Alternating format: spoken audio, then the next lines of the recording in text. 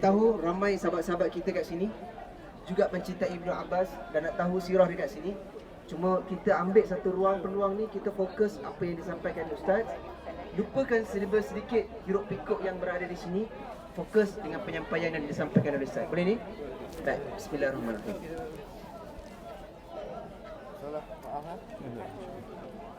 Baik. Assalamualaikum warahmatullahi wabarakatuh.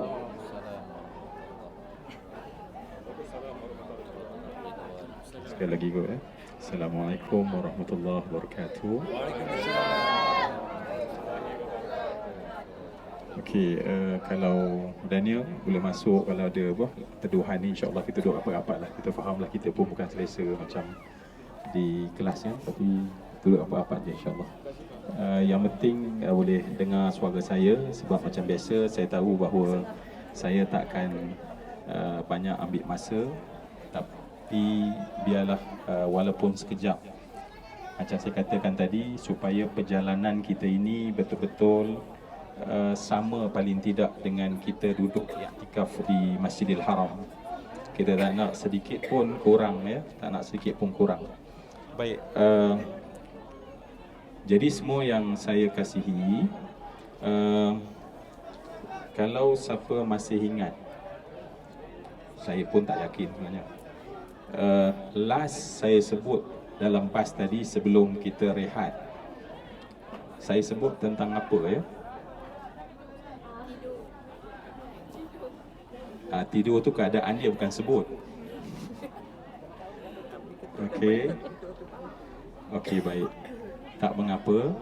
Saya sebut bahawa Nabi datang ke sini pada tahun ke-10. Tahun ke-10 kenabian. Dan tahun itu, tahun yang sekarang kita cuba feel ada sama, adalah tahun disebut tahun duka cita. Mantap, memang mantap. Ini jenis ala-ala sarapan kismis semua gaya-gaya ya. Sebab ingat dengan baik, walaupun tengah-tengah separuh tidur tu, Masya Allah, tu belum jaga betul-betul lagi. Kalau jaga betul-betul memang level Ibnu Abbas, InsyaAllah. Jadi baik, tetapi saya gantungkan satu benda sebenarnya, ialah kita takkan faham tahun ke-10 yang disebut tahun kenabian sehingga kita faham 3 tahun sebelumnya. 3 tahun semua. Tapi yang 3 tahun tu nanti kita nak cerita insyaAllah di ziarah dalam insyaAllah. Bila insyaAllah ziarah dalam? InsyaAllah. Masya Allah, yang maklumat-maklumat kecil macam tu hafal juga ya, Masya Allah. Masya Allah, ini memang level Ibn Abbas dah, Alhamdulillah ya. Ya, bukan sekadar tu, pengumuman Ustaz Zuhaili itu pun dia dah ingat dalam kepala kan. Baik. Jadi sebelum tahun ke-10, tahun apa tadi? 3. Tahun ke-7. 7 ya.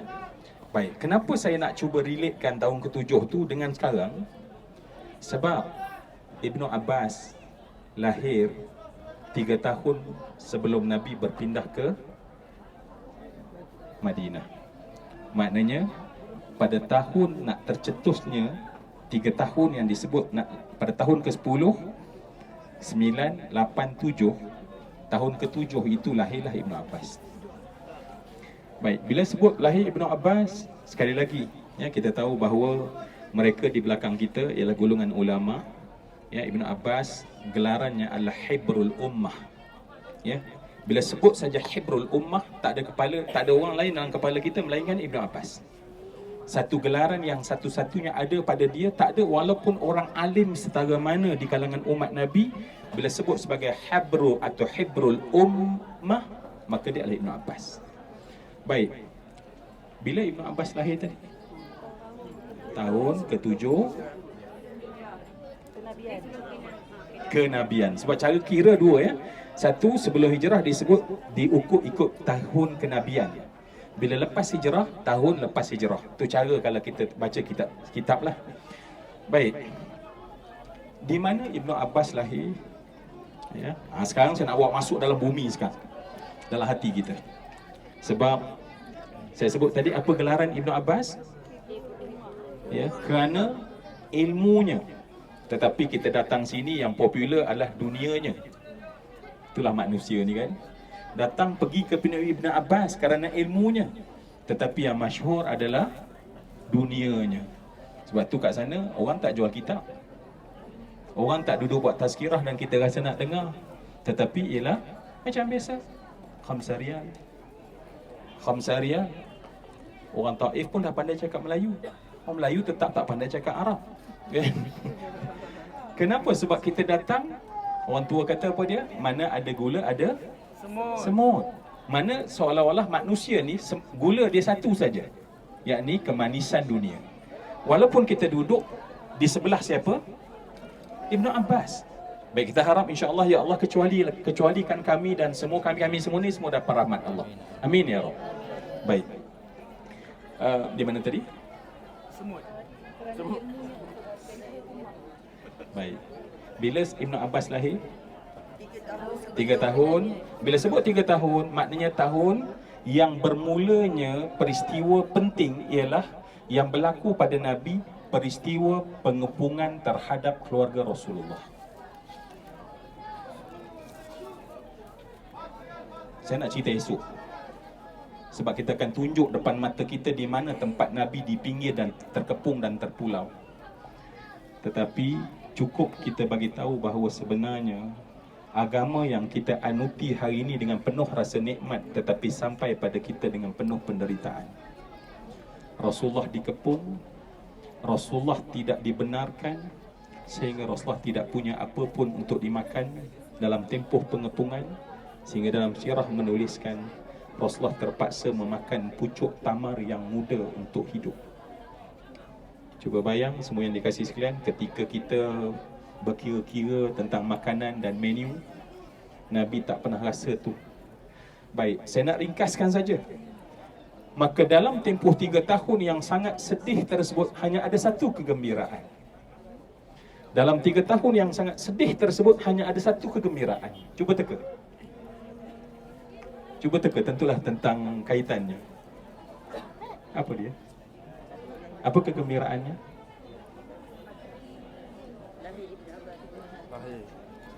Lahirnya Ibnu Abbas, satu-satu kegembiraan dalam tempoh 3 tahun tersebut. Lahir Ibnu Abbas, satu-satunya kegembiraan Nabi dan seluruh mereka. Jadi Ibnu Abbas lahir bersama kegembiraan daripada Nabi. Ketika tekanan yang amat sangat berlaku pada Nabi, kita memang tak rasa lagi kan. Esok kita cuba insya-Allah. Sebab hari ini kita cuba settlekan Ibnu Abbas insya-Allah. Baik, semua yang saya kasih sekalian, maka Ibnu Abbas inilah yang kita kata Ibnu Abbas. Ibnu Abbas namanya adalah Abdullah. Bila dalam bahasa Arab dan Ibn maksudnya terus dipotong, itu maksudnya adalah Abdullah ibn Abbas bin Abdul Muttalib bin Hashim bin Abdi Manaf bin Qusay bin Kilab bin Murrah bin Ka'ab bin Lu'ay bin Ghalib bin Fihir bin Malik bin Nadar bin Kinanah bin Khuzaimah bin Mudrikah bin Ilyas bin Mudar bin Nizar bin Ma'ad bin Adnan bin Ud bin Udad bin Tirah bin Muqawwim bin Ya'rub bin Yashjub bin Nabit bin Ismail bin Ibrahim bin Tarah bin Nahur bin Saruh bin Ragu bin Falih bin Aibar bin Shalih bin Irfahshat bin Sam bin Nuh bin Matusalah bin Akhnuh bin Yar bin Mahlail bin Qinan bin Yanis bin Sith bin Adam. Menurut riwayat Ziyad bin Abdullah Al-Bakkai daripada Ibnu Ishaq Al-Muttalibi daripada Ibn Hisham sebelumnya. Baik, nak cerita apa dia? Maka lahir Ibnu Abbas dengan kegembiraan yang disambut ketika kedukecitaan. Dan sebab itu semua yang dikasih sekalian, Ibnu Abbas membesar dengan Nabi, sehingga satu peristiwa dalam Sahih Bukhari, Nabi SAW, ya, sebab Ibnu Abbas boleh keluar masuk dalam rumah Nabi, SAW. Dan satu hari Nabi keluar daripada tempat Nabi buang air, dan didapati ada satu bekas yang telah tersedia untuk Nabi berwuduk. Maka Nabi tanya kepada isteri Nabi, Maimunah, ya, radhiyallahu anha, siapa menyediakan ini? Maka Sayyidah Maimunah menyatakan bahawa ini adalah disediakan oleh Ibnu Abbas. Budak kecil lagi, tapi dia dah tahu lepas ni Nabi buat apa. Nabi akan prepare untuk wuduk. So dia siap-siap supaya Nabi tak susah. Maka dengan sebab air wuduk tersebut, Nabi tadah tangan doa pada Allah Subhanahu wa taala, Allahumma faqihhu fid din. Allahumma faqihhu fi din. Ya Allah, faqihkanlah kepada Ibnu Abbas ad-din, agama. Dalam riwayat Ahmad disambung wa'allimhu ta'wil. Dalam riwayat Ahmad, dalam riwayat Bukhari, Allahumma faqihhu fi din. So kita gabung sekali, Allahumma faqihhu fi din wa'allimhu ta'wil. Baik, jom kita baca doa ni untuk kita.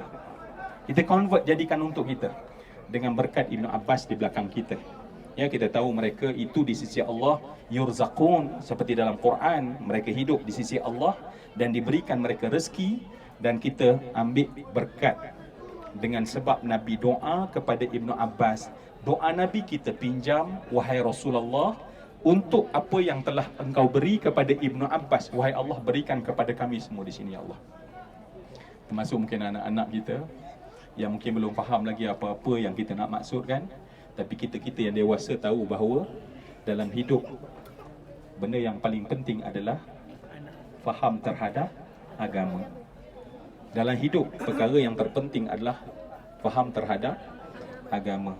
Nabi sebut dalam hadis juga riwayat Imam Bukhari, man yuridillahu bihi khairan yufaqihu fid din. Kalau Allah nak seorang tu jadi baik, pertama Allah buat pada dia adalah faham tentang agama. Kalau Allah tak nak dia baik, sampai sudah tak nak faham tentang agama. Walaupun duduk di majlis agama, dia takkan faham tentang agama.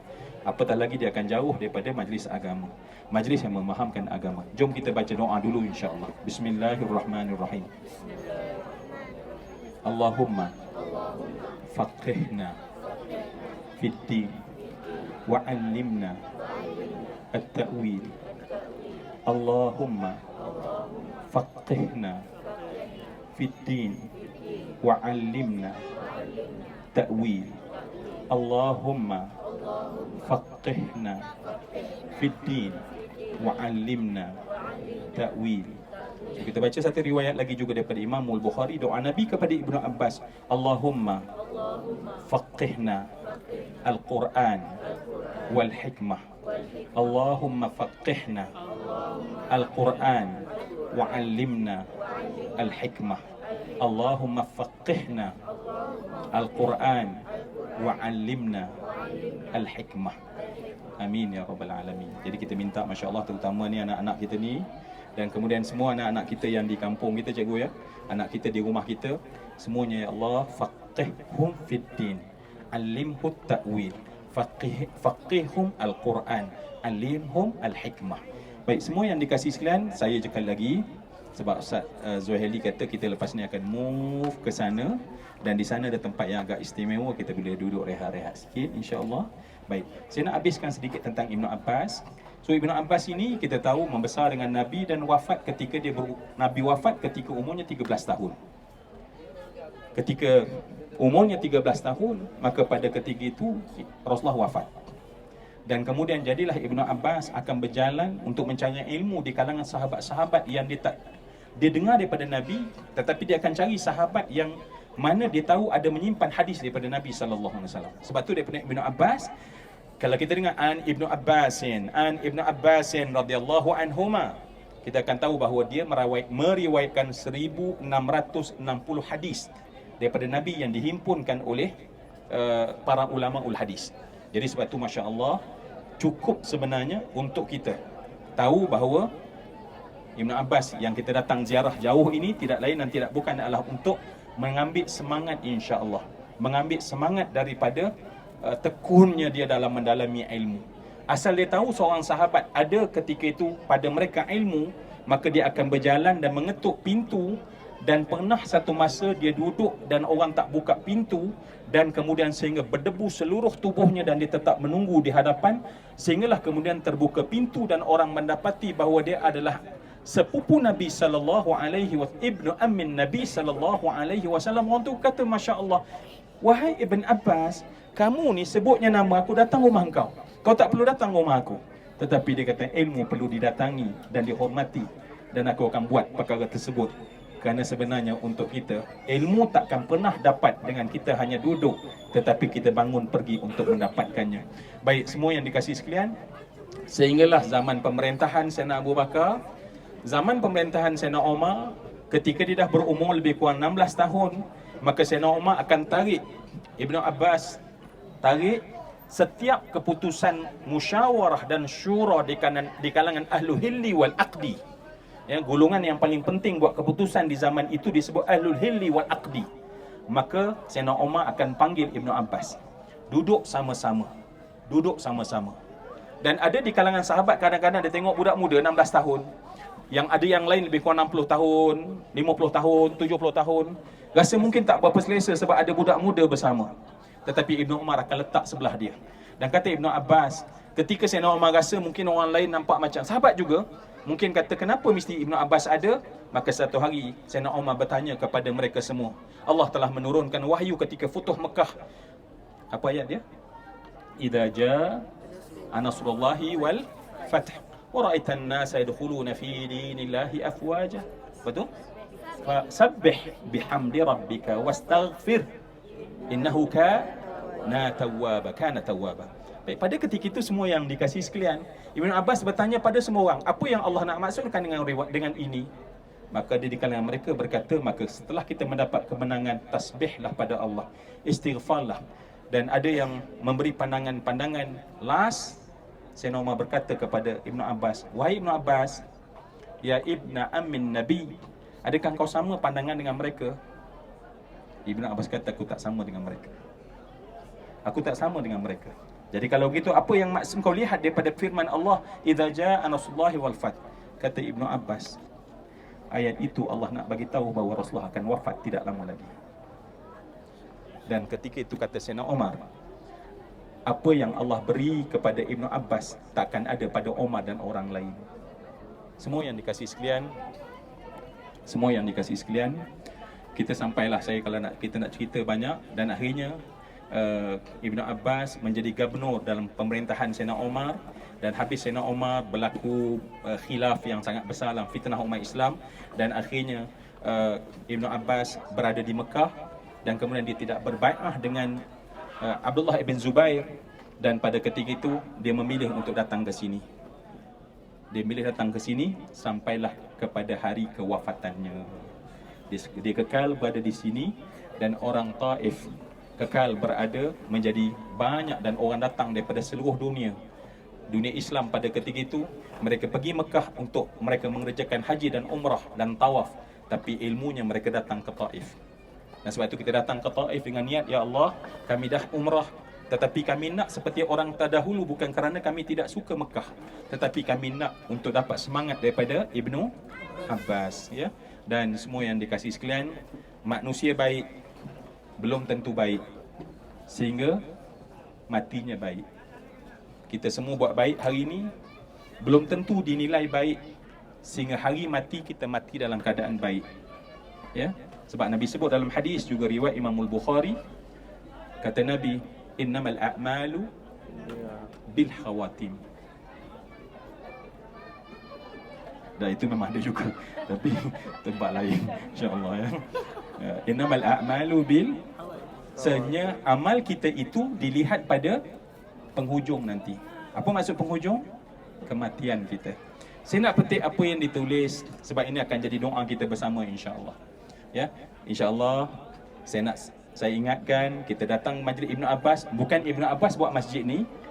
Masjid ni dibuat puluh tahun kemudian oleh cucu dia yang menjadi pengasas kepada kerajaan Abbasiyah, ya. Dan kemudian terbenalah masjid ini, tetapi mereka menamakan masjid ini Masjid Ibnu Abbas, tetapi Ibnu Abbas menyatakan kenapa tempat ini ketika dia hidup, tempat ini adalah tempat Rasulullah datang ketika Nabi datang ke Taif. Nanti Nabi datang ke Taif berapa kali?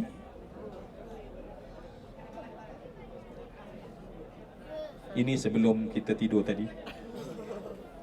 2 kali. Macam buat. Ya. Kan? Dah pecah dah kan? Kena exam semula kan? Baik, semua yang dia kata, Nabi datang 2 kali. Pertama ketika Nabi dakwah, kedua ketika Nabi menakluki Saqif ataupun kawasan Taif ini. Dan ketika Nabi berada di sini untuk peperangan, di sinilah Nabi solat, dan tempat itulah dijadikan masjid, dinamakan Masjid Ibnu Abbas. Baik, saya nak sampai ke hujung sajalah, insya-Allah, ya. Semua okey lagi ke? Baik, sebab lepas ini kita akan berdoa. Cuma dalam doa nanti saya nak selit apa Apa kaitan? Apa kaitan dalam doa yang kita kena panjatkan? Yang pertama tadi adalah tentang ilmu. Baik, saya nak berada di penghujung ya. Sebab manusia baik hanya sah baik ketika pengakhirannya baik ya. Dalam hadis riwayat Imam Al-Bukhari, innamal a'malu bil khawatim. Masya-Allah, cepat manusia ni belajar kan. Itulah kelebihan manusia. Baik. Tengok dalam Syiar A'lam Nubala, Imam Az-Zahabi menceritakan ya, apa berlaku pada hari kematian Ibnu Abbas. Apa berlaku pada hari kematian Ibnu Abbas. Ibnu Abbas meninggal umur sekitar 67-68 tahun menurut riwayat. Apa jadi? Ketika seluruh orang menjadi sunyi sepi, dan pada ketika itu dikafankan Ibnu Abbas. Dikafan Ibnu Abbas. Dan salah satu peristiwa ada dua peristiwa pelik pada hari kematian menurut riwayat, boleh tengok dalam Syiar A'lam Nubala Imam Az-Zahabi. Ketika itu mereka mendapati ada satu burung putih yang terbang dan masuk dalam kafan tersebut, dan kami tak tahu ke mana kemudiannya. Ya, satu burung yang terbang masuk berwarna putih dan kami tak tahu mana dia pergi. Tetapi saya nak kongsi sesuatu yang lebih daripada itu, sebab nak mengharapkan burung putih datang pada kematian kita tak boleh nak jamin lah. Ya. Tetapi ketika mereka mengusung jenazah dan bawa ke sini, ya, ketika mereka mengusung jenazah dan bawa ke belakang tempat makam Ibnu Abbas, dan ketika jenazah nak dimasukkan ke dalam kubur, ketika semua sunyi dan sepi, setiap orang yang hadir mendengar satu ayat Quran, tetapi mereka tak tahu siapa membacanya. Setiap mereka mendengar tetapi tak tahu siapa membacanya. Dan ayat tersebut berbunyi, ya ayyatuhan nafsul mutmainnah irji'i ila rabbiki radiyatan mardiyah fadkhuli fi ibadi wadkhuli jannati.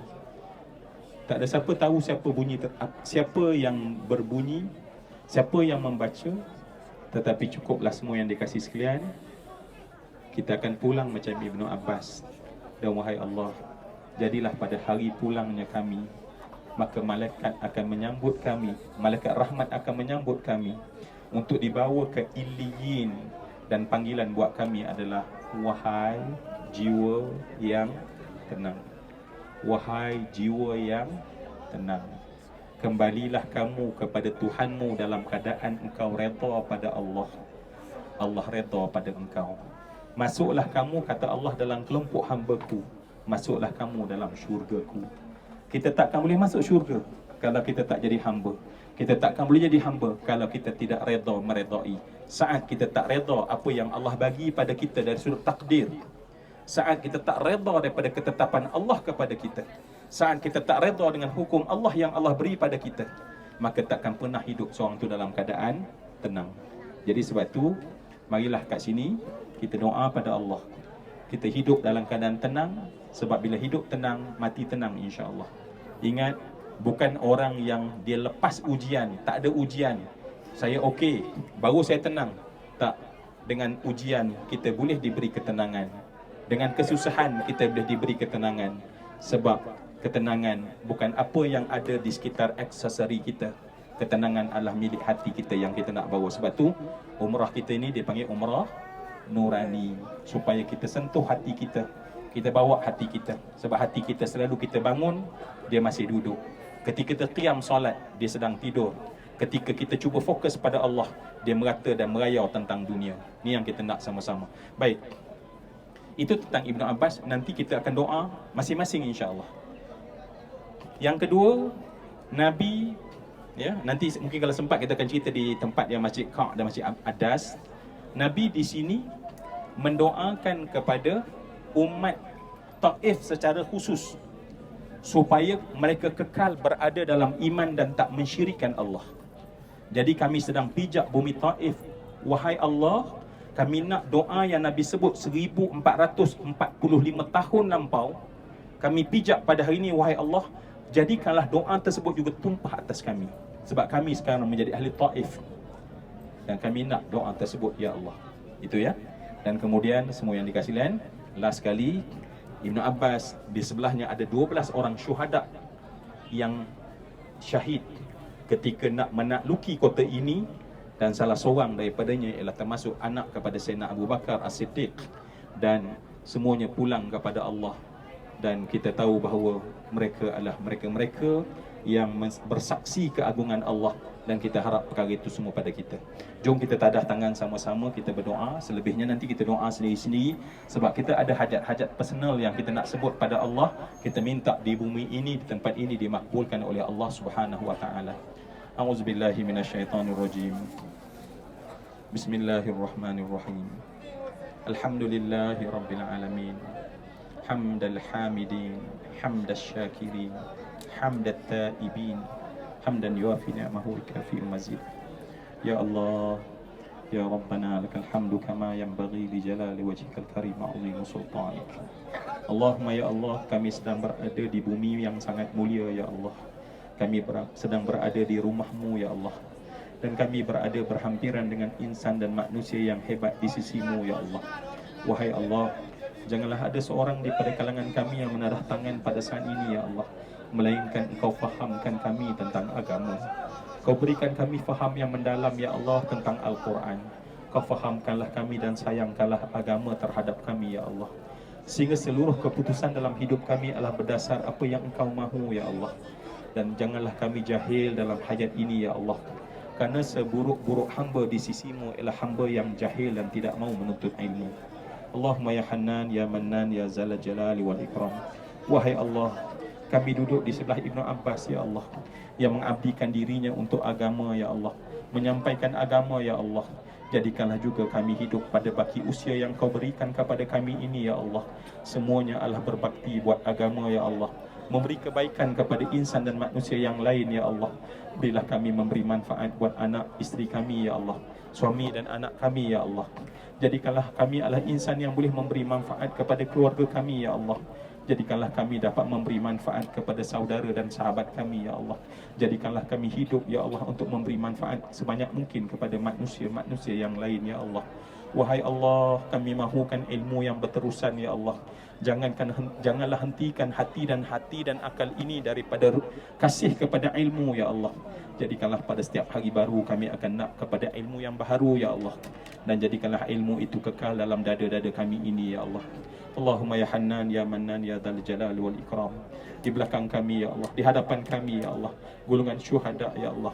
Mereka yang sendiri Rasulullah mengkafankan mereka. Rasulullah sendiri yang meletakkan mereka dalam lahat ya Allah, dan darah mereka masih menitis sampai pada hari ini. Maka ya Allah, jadikanlah kesungguhan mempertahankan agama dalam diri kami, dalam keluarga kami ya Allah. Jadikanlah anak kami tegak mendirikan solat walau di mana mereka ya Allah. Jadikanlah pemikiran mereka tidak terpesong ya Allah, walaupun begitu banyak cabaran yang ada dalam dunia pada hari ini ya Allah. Allahumma ya Hannan, ya Mannan, ya Dzal Jalali wal Ikram. Berilah rezeki yang halal pada setiap yang berdoa ya Allah. Limpahkanlah sebanyak-banyaknya ya Allah. Ya Allah, ya Tuhan kami, selesaikan apabila kami ada masalah dan buntu dalam masalah ya Allah. Ya Allah, ya Tuhan kami, setiap amal kami dorongkanlah dan terimalah daripada kami ya Allah, hamba-hamba yang hina dan dhaif ini ya Allah. Wahai Allah, dengarlah permohonan ini ya Allah. Saat Engkau panggil kami nanti ya Allah, jadikanlah kami jiwa yang tenang ya Allah. Tutupkanlah seluruh keaiban kami ya Allah. Berilah nur pada wajah kami saat itu ya Allah. Berilah nur pada wajah kami saat itu ya Allah. Berilah nur pada wajah kami pada saat itu ya Allah. Lapangkanlah lahat buat kami ya Allah. Saat kami berdiri di padang mahsyar, letakkanlah kami di bawah lindungan arasy-Mu ya Allah. Janganlah hisap kami dengan hisap yang susah, dan masuklah kami dalam syurga tanpa hisap. Ya Allah, tuliskanlah setiap nama yang mendadah tangan saat ini ya Allah. Nama kami telah pun ada dalam daftar ahli syurga-Mu ya Allah. Jangan ada walau seorang daripada kami kerana dosa kami ini ya Allah. Engkau tulis nama kami dalam daftar ahli neraka Jahannam. Wahai Allah, di bumi Taif ada pohon yang bernama Zakum, dan ada dalam Quran kalimah Zakum. Maka janganlah ya Allah kami mendapat habuan dijamu dengan Zakum nanti di hari akhirat, kerana Zakum adalah makanan bagi ahli neraka. Wahai Allah, sesaat pun kami tak mampu dibakar dalam neraka ya Allah, maka jauhkanlah kami daripada azab neraka Jahannam. Wahai Allah, doa ini tak akan ada nilai di sisi-Mu ya Allah. Sehingga kami mendoakan ayah dan ibu kami ya Allah. Wahai Allah, kasihanilah kedua mereka ya Allah. Wahai Allah, sayangilah kedua mereka ya Allah. Wahai Allah, angkatlah darjat kedua mereka ya Allah. Wahai Allah, kami tidak pernah mampu membalas setiap titis darah merah yang lahir saat melahirkan kami ya Allah. Kami tidak mampu membalas setiap sakit ketika melahirkan kami ya Allah. Maka jadikanlah doa kami di Taif ini buat mereka. Angkatlah darjat mereka ya Allah. Angkatlah darjat mereka ya Allah. Tinggikanlah kedudukan mereka setinggi-tingginya ya Allah. Andai Engkau menjemput mereka di sisimu ya Allah. Berilah penjagaan seperti mana Engkau menjaga para nabi dan kekasihmu ya Allah. Wahai Allah, mereka-mereka yang telah mendahului kami daripada pasangan kami, adik-beradik kami, anak kami ya Allah, atau siapa-siapa mereka yang telah mendahului kami ya Allah, letaklah mereka dalam kedudukan yang istimewa dan tinggi di sisimu. Rabbana zalamna anfusana wa illam taghfir lana wa tarhamna lanakunanna minal khasirin. Rabbana atina fid dunya hasanah wa fil akhirati hasanah wa qina adzabannar. Walhamdulillahi rabbil alamin. Tuan-tuan, sebelum kita bergerak, tolong doa paling tidak 7 orang yang kita tahu, yang kita minta, yang kita ingat, yang kita minta Allah bagi apa yang Allah bagi pada kita.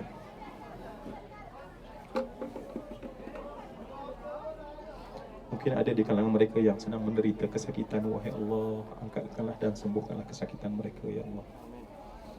Ada di kalangan mereka yang kita tahu sedang berhadapan dengan susahnya hidup ini kerana sempitnya rezeki mereka ya Allah. Lapangkanlah rezeki buat mereka ya Allah. Ada di kalangan mereka yang bersengketa antara suami dan isteri ya Allah. Ya Allah, satukanlah hati mereka ya Allah.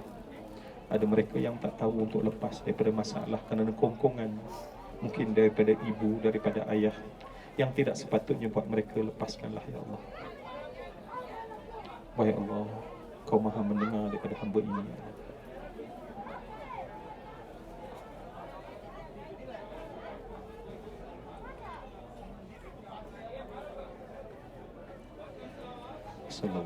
Alhamdulillahirabbil alamin. Ustaz Zuhaili? Ustaz Zul? Baik, terima kasih kepada Fadil Ustaz Ramli. Jadi alhamdulillah kita dah pun selesai di sini. Tuan-puan pun dah ada satu momen dalam hidup tuan-puan solat di sini, di mana di sini ada tempat tadi Ustaz bagi tahu, kat sinilah Rasulullah SAW solat dan berhenti semasa dakwah Nabi SAW. Jadi insya-Allah panas tak tuan-puan? Kita pergi tempat redup sikit boleh? Kopi tuan. Jom sekarang ni kita akan pergi ke sana. Sana merupakan pekan lama Taif. Jadi insya-Allah kita akan di sana, kita akan ada satu lagi program dengan Fadil Ustaz. Kita nak bonding ukhuwah kita. Sebab kita dah hujung-hujung ni tuan-puan, betul tak? Kita tak nak nanti kita balik kita terpisah. Jadi insya-Allah kita nak bonding sama-sama. Ada satu kedai kat sana insya-Allah. Kita duduk dekat sana, kita buat program sama-sama insya-Allah. Jom kita insya-Allah. Bismillah. Ya. Jalan kaki je.